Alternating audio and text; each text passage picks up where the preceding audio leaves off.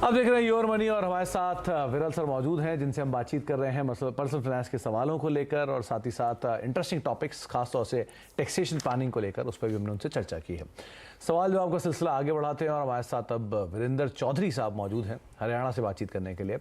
चौधरी साहब नमस्कार, सवाल पूछिए। नमस्कार सुमित जी। नमस्कार चौधरी साहब, क्या सवाल है? Sir I am your big fan.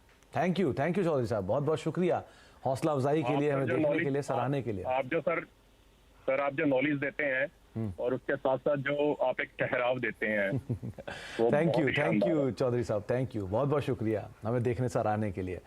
सवाल पूछिए सर। सर मेरा SIP है 44,000 का मंथली। ओके। और करंट पोर्टफोलियो मेरा 22 लाख का है। ओके। और टारगेट क्या लेके चल रहा है चौधरी साहब? नेक्स्ट 11 इयर्स में सर मैं 3 करोड़ का टारगेट लेके चल रहा हूँ। ओके। ऑल्दो उसके लिए अराउंड 18 to 20% रिटर्न चाहिए, बट जो मेरे पास पोर्टफोलियो है क्या उस पोर्टफोलियो से 18-20% रिटर्न आ सकता है क्या? या मुझे चेंजेस करने पड़ेंगे उसमें कुछ? तो चौधरी साहब कुछ इंक्रीमेंटल SIP बढ़ा सकते हैं आप with time? Yes, around 5 to 10K। 5 to 10K, लेकिन ये विद टाइम आप बढ़ाएंगे, राइट? यस। चलिए विरल सर, इनका पोर्टफोलियो आपको भेजा हुआ है, करीब 22 लाख की वैल्यू है, 44,000 का SIP चल रहा है इनका। लेकिन यहाँ पर पहले वाले कंपैरिजन में एक अच्छी चीज़ है कि ये 25 साल का एक्सपीरियंस, मतलब ड्यूरेशन भी नहीं है और 5 साल जैसा कम ड्यूरेशन भी नहीं है, ये बीच में 11 साल के करीब है। और ये इंक्रीमेंटली थोड़ी थोड़ी SIP बढ़ा सकते हैं 5 से लेकर 8K तक। कितना अचीवेबल, कितने बदलाव की ज़रूरत? बदलाव की ज़रूरत है। मैंने चौधरी जी का जब ये पोर्टफोलियो देखा तो मैंने मेरे बदलाव लिखे हैं, काफ़ी बदलाव करने की ज़रूरत है।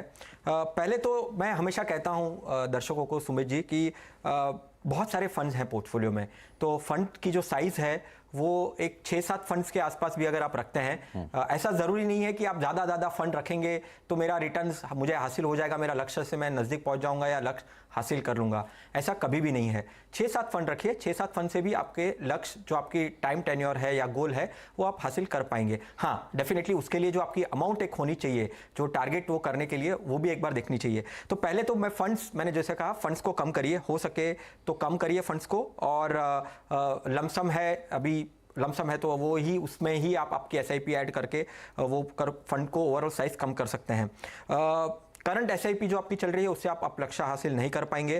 आपके अभी करंट SIP के पॉइंट ऑफ व्यू से अगर मैं बोलूँ तो आप 2 करोड़ ही हासिल कर पाएंगे, और अगर आपको 3 करोड़ करना है, और पहले तो ये 18-20% का जो आपकी टारगेट है रिटर्न, वो कभी भी नहीं रखना चाहिए, बहुत ही ज़्यादा है। एक past performance, definitely past performance future का इंडिकेटर नहीं हो सकता, बट एक म्यूचुअल फंड को मैं अगर कंस्ट्रक्ट करूं और देखूं उसको, तो वो एक 12-14% के आसपास कैपेबिलिटी रखता है रिटर्न्स देने में, और लंबी अवधि के power of compounding point of view से, मार्केट की उठापटक के पॉइंट ऑफ व्यू से 12-14% से चलना और देखना और सोचना वो काफ़ी अच्छा रहेगा आपके लिए।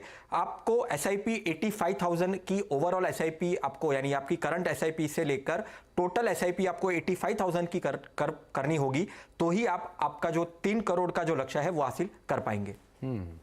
तो चौधरी साहब, थोड़े बहुत बदलाव जो आपको बताए गए हैं, और ये आप खुद ही, आपकी बात से ही लग रहा था कि आप शायद 18% के रिटर्न को रियलिस्टिक खुद भी नहीं मानते हैं, तो अच्छी चीज़ ये है। तो आप 14-15% का एक रिटर्न आप मान के चलिए, बिल्कुल रीजनेबल होता है। ये स्टॉक मार्केट का ही नियम है कि 14-15% आपको आमतौर पर मिल जाता है। तो आप म्यूचुअल फंड में अगर आप बहुत ही मिनिमम भी डिस्काउंट करेंगे तो 12% हम लेके चलते हैं आमतौर पे, तो अगर उससे ज़्यादा मिल गया तो बहुत ही अच्छी बात है।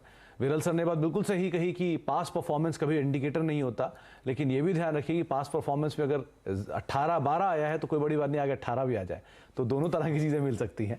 लेकिन फिर भी आप 12% 14% के हिसाब से अगर चलेंगे तो आप 2 करोड़ तक पहुँचेंगे, लेकिन 3 करोड़ के लिए थोड़ा सा इंक्रीमेंटल आपको फंड्स की ज़रूरत यहाँ पर पड़ेगी, और वो बदलाव आपको बताई दिए हैं भट्ट सर ने। और बहुत बहुत शुक्रिया एक बार फिर से हौसला अफजाई के लिए, हमें देखने के लिए, सराहने के लिए। जाने से पहले विरल सर, जो आपकी तरफ से टॉप फंड्स होंगे वो कौन से होंगे? ये मार्केट के हिसाब से टाटा का large and mid cap fund, asset allocator अभी भी 23, 24 काफ़ी कंफ्यूजन वाला रहेगा। एसेट एलोकेशन करिए, सारे एसेट्स को अपने पोर्टफोलियो में रखिए। उसके लिए आईसीआईसीआई का एसेट एलोकेटर फंड, कैनेरा का फ्लेक्सी कैप फंड देख सकते हैं। फ्लेक्सी कैप कैटेगरी भी काफ़ी अच्छी है, लार्ज कैप में उसका झुकाव ज़्यादा रहता है, इसके लिए फ्लेक्सी कैप फंड। और इडलवाइज का बैलेंस एडवांटेज, मार्केट की उठापटक रहती है, वॉलेटाइल रहता है, तो उसके लिए बैलेंस एडवांटेज फंड भी आपके अगर फंड में पोर्टफोलियो में आप रखना चाहते हैं तो रख सकते हैं। तो Tata large and mid cap fund, ICICI asset allocator fund, Canara flexi cap fund और इडलवाइस बैलेंस एडवांटेज फंड, ये कुछ नाम हैं जो कि आपको विरल सर ने बताए हैं। इनको आप अगर अपना पोर्टफोलियो नया बिल्ड करना चाह रहे हो तो इनको भी आप विकल्प के तौर पर देख सकते हैं। बहुत बहुत शुक्रिया विरल सर हमारे साथ मौजूद रहने के लिए। आप इतनी दूर से आए स्टूडियो में हमारे, बहुत बहुत शुक्रिया अपना समय में देने के लिए, हमसे बातचीत करने के लिए। तो फिलहाल योर मनी में इतना ही, आगे लगातार खबरों का सिलसिला बना रहेगा। नमस्कार।